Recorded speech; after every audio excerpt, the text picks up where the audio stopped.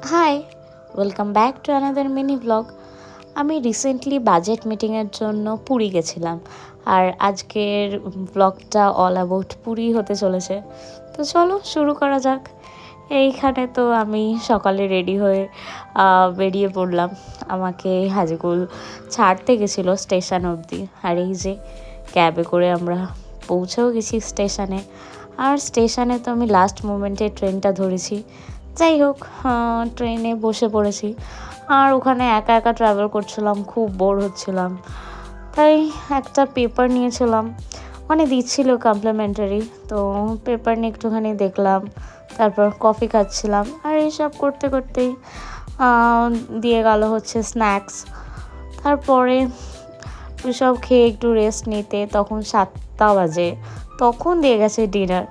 যাই হোক, ডিনার করে এই যে আমার কালিগদের সাথেও দেখা হয়েছে, ওদের সাথে আড্ডা মারতে মারতে চলে আসি হচ্ছে হোটেলে। আর এইটা হচ্ছে তার পরের দিন সকালবেলার। এই হোটেলটা আমাদের অ্যাকচুয়ালি মানে অফিস থেকে থাকার জন্য স্টেইং দিয়েছিল। তো এখানে আমরা পরের দিন সকালে এসে ব্রেকফাস্ট করে নিই, আর আমি রুম ট্যুর দিচ্ছিলাম হালকা। আর এইখানে একটা খুব সুন্দর ব্যালকনি ছিল আমাদের রুমের সাথে। এইখানটা তো বসে খুবই ভালো লাগছিলো, কিন্তু বসার টাইমই ছিল না, শুধু meeting meeting and meeting. And okay, hits me. তো যাই হোক, এরপরে আমরা রেডি হয়ে ডিরেক্ট চলে যাই মিটিং অ্যাটেন্ড করতে। মিটিং মানেই তো বোরিং একটা জিনিস। যাই হোক, তারপরে মিটিংটা তো শুরু হয়। এইখানে বেশ মজাই লাগছিল তখন, কারণ ওয়ার্ম আপ করছে, এরকম সবাই নাচছে, তো ভালো লাগছিল। আর এইটা ছিল সেদিনকার লাঞ্চ।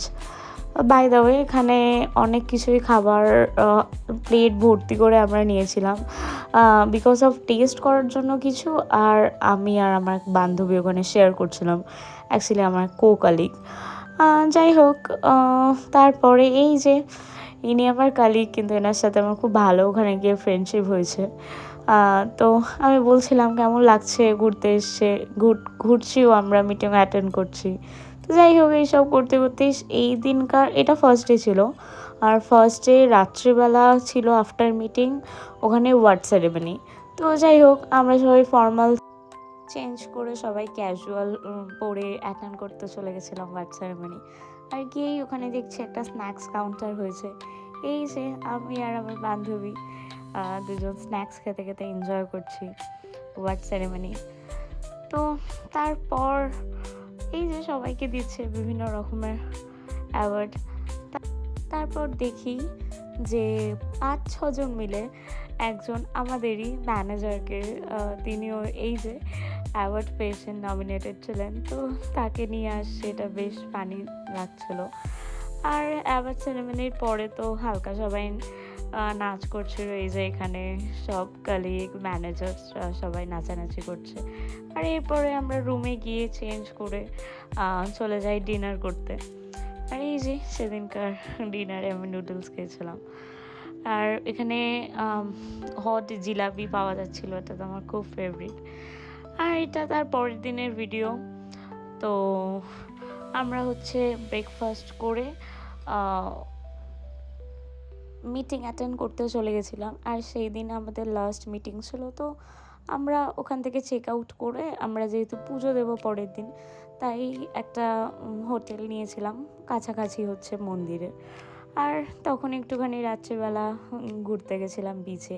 আর এটা পরের দিন সকালে এই যে আমরা রেডি হয়ে মন্দির দর্শনের উদ্দেশ্যে বেরিয়ে পড়ি। আর এই যে দেখা যাচ্ছে পুরীর সেই মন্দির। আর সেই বিখ্যাত কথা যে পুরীর মন্দিরের পতাকা নাকি বাতাসের বায়ুর অপোজিটে বয়, তো আমরাও দেখছিলাম, হ্যাঁ সেটাই। আমি যদিও ফার্স্ট টাইম গেছিলাম। তারপরে পুজো দিয়ে আমরা ওখানে মিল নিয়েছিলাম, একদম সাধু খাবার। আর আমাদের এত মানে মনোবল শক্ত যে ওই গরমে পুড়ে যাচ্ছি, তারপরেও আমাদেরকে ওখানে ফটো তুলতে হবে, ভিডিও বানাতে হবে। যাই হোক, এই সব করে তারপরে আমাদের একটুখানি কেনাকাটা করাচ্ছিল। আর জাস্ট আমার মুখটা দেখো লাল হয়ে গেছিলো, এত গরম ছিল। তারপরে ওখানে বিখ্যাত হচ্ছে খাজার দোকান কাকাতুয়া, ওখানে যাই, একটুখানি খাজা কিনি। আর যা গরম, মাঝখানে একটুখানি কুলফিও খাই দাঁড়িয়ে। আর এই যে এখান থেকে টুকিটাকি